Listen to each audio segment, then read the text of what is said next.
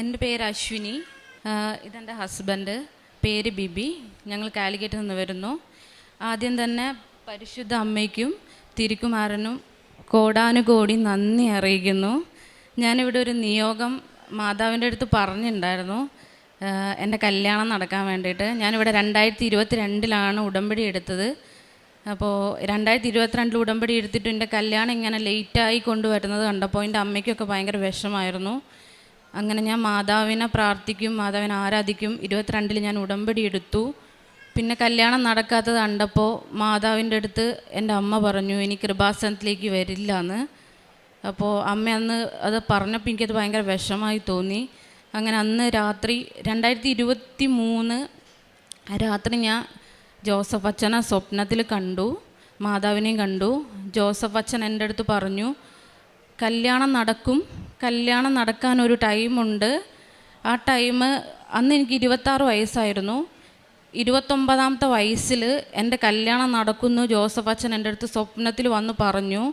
അന്ന് എനിക്കിതിനെപ്പറ്റിയൊന്നും അങ്ങനെ അറിയില്ലായിരുന്നു. ഞാനിവിടെ കൃപാസനത്തിൽ വന്നിട്ട് 2022 വന്നത്.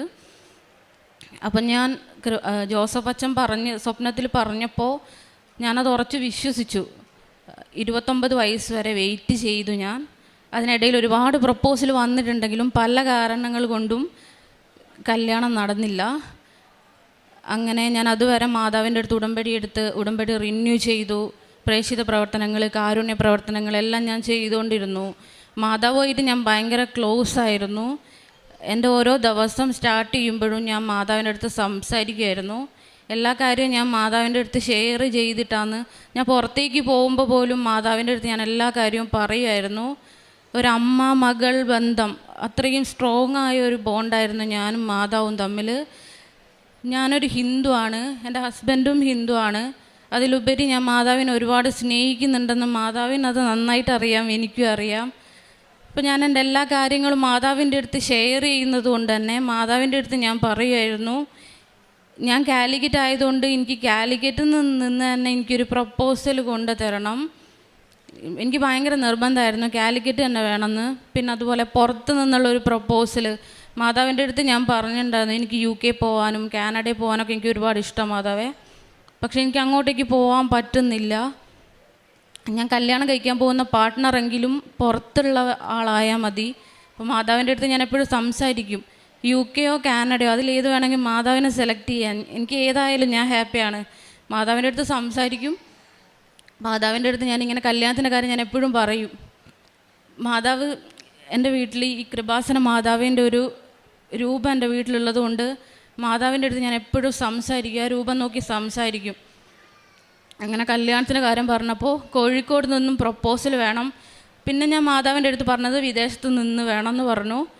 പിന്നെ ഞാൻ മാതാവിൻ്റെ അടുത്ത് ഓപ്പണായിട്ട് തന്നെ പറഞ്ഞു എനിക്ക് മാച്ചായിട്ടുള്ള ഒരു പാർട്ട്ണറെ തന്നെ വേണം മാതാവേ, എന്നെ മനസ്സിലാക്കുകയും എൻ്റെ എല്ലാ കാര്യങ്ങളും അറിയാവുന്ന ഒരാളെ തന്നെ വേണം എന്ന് ഞാൻ മാതാവിൻ്റെ അടുത്ത് ഭയങ്കര സ്ട്രിക്റ്റായിട്ട് തന്നെയാണ് ഞാൻ സംസാരിച്ചത്.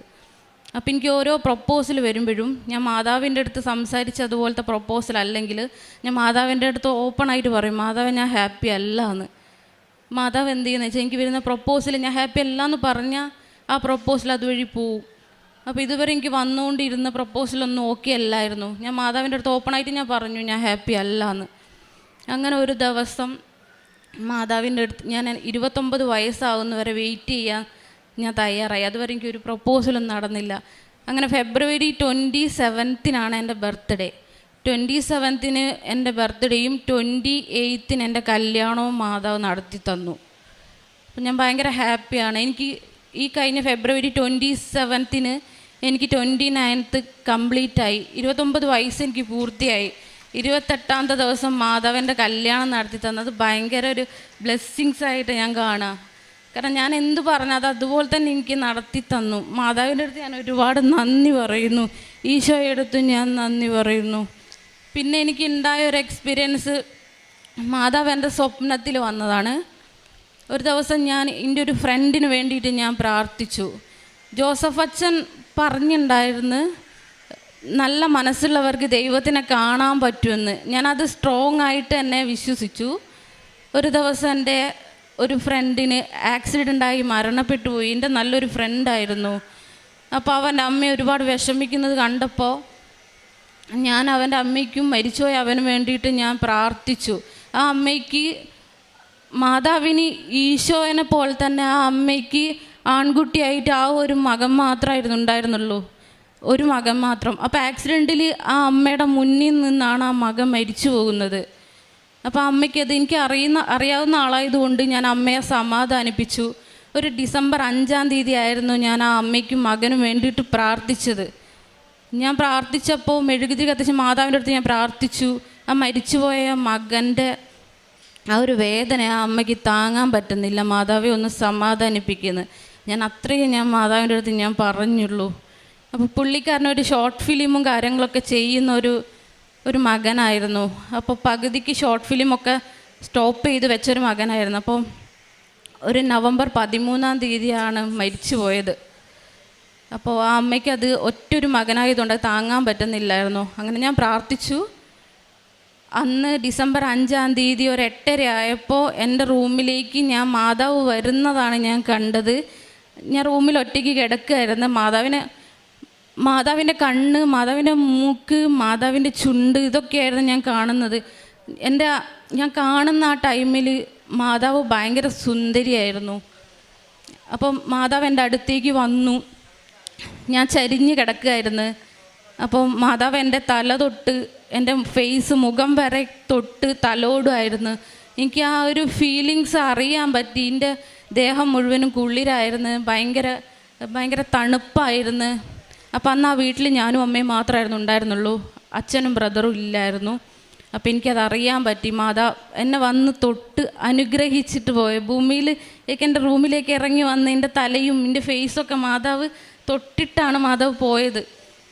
അപ്പം എനിക്ക് മാതാവിനെ കാണാൻ പറ്റി. മാതാവ് എന്നെ വന്ന് തൊട്ട് അനുഗ്രഹിച്ച് എന്നുള്ളൊരു സന്തോഷമായിരുന്നു എൻ്റെ മൈൻഡ് മുഴുവനും. അപ്പോൾ എനിക്ക് ഭയങ്കര സന്തോഷം. മാതാവ് തൊട്ടല്ലോ, മാതാവ് തൊടുക എന്ന് പറഞ്ഞാൽ എല്ലാവരെയും തൊടണമെന്നില്ലല്ലോ. അപ്പോൾ എന്നെ വന്ന് തൊട്ടപ്പോൾ എനിക്കത് ഭയങ്കര ഒരു സന്തോഷമായിരുന്നു. അപ്പോൾ അങ്ങനെയാണ് ഞാൻ പിന്നെ മാതാവിനെ ഞാൻ കണ്ടത്. പിന്നെ എനിക്കുണ്ടായ എക്സ്പീരിയൻസ് എന്ന് പറയുന്നത്, ഞാൻ ഇതുപോലെ TV സ്ക്രീനിൽ ഈ സെയിം കൃപാസന മാതാവ് എന്നെ നോക്കിയിട്ട് ക്ലാപ്പ് ചെയ്യുന്നതാണ് ഞാൻ കണ്ടത്. ഞാനത് കണ്ടിട്ട് ഒരു 1 month എടുത്തായിട്ടേ ഉള്ളൂ. അപ്പോൾ അങ്ങനെ ഒരു സ്വപ്നം കണ്ടപ്പോൾ ഞാൻ ഭയങ്കര ഹാപ്പിയാണ്. ഇപ്പം ഈ കൃപാസനത്തിലേക്ക് വന്നിട്ട്, എൻ്റെ കല്യാണം നടന്നതുകൊണ്ട് എനിക്ക് കൃപാസനത്തിലേക്ക് വന്നിട്ട് സാക്ഷ്യം പറയണമെന്നുണ്ടായിരുന്നു. അതുകൊണ്ട് ഞങ്ങൾ മലേഷ്യയിൽ പോയിട്ട് നേരിട്ട് ഇങ്ങോട്ടേക്കാണ് വന്നത്, കൃപാസനത്തിലേക്ക്. എനിക്ക് കല്യാണം കഴിഞ്ഞപ്പോൾ എൻ്റെ സന്തോഷം മാതാവിനെ അറിയിക്കണം എന്ന് എനിക്ക് അതിയായ ആഗ്രഹം ഉണ്ടായിരുന്നു. അങ്ങനെയാണ് ഞാനിവിടെ വന്ന് സാക്ഷ്യം പറയുന്നത്. മാതാവിനും ഈശോയ്ക്കും ഞാൻ ഒരുപാട് നന്ദി പറയുന്നു. കാരണം ഞാൻ പറയുന്ന ഓരോ കാര്യവും മാതാവ് എനിക്ക് സാധിച്ചു തരുന്നുണ്ട്. ഞാൻ ഉടമ്പടി ഉഴപ്പിയിട്ടുണ്ട്. ഉഴപ്പുമ്പോഴും മാതാവിൻ്റെ അടുത്ത് ഞാൻ ഓരോ സോറി പറയും. മാതാവേ സോറി. ഞാൻ അങ്ങനെയാണ് പോയിക്കൊണ്ടിരുന്നത്. എൻ്റെ ലൈഫിൽ നടക്കുന്ന എല്ലാ കാര്യവും മാതാവിനറിയാം, ഒന്നും അറിയാത്തതായിട്ടില്ല. ഞാൻ പുറത്തേക്ക് പോകുമ്പോഴും മാതാവിനെയും കൊണ്ട് കാശ് രൂപവും എൻ്റെ ബാഗിലിട്ടിട്ടാണ് ഞാൻ പുറത്തേക്ക് പോവുക. മാതാവിൻ്റെ അടുത്ത് ഞാൻ ഒരുപാട് നന്ദി അറിയിക്കുന്നു. ഞാൻ പറഞ്ഞ എല്ലാ കാര്യവും മാതാവ് സാധിച്ചു തന്നതിന് ഞാൻ ഈശോയ്ക്കും അമ്മ മാതാവിനും ഒരുപാട് നന്ദി പറയുന്നു.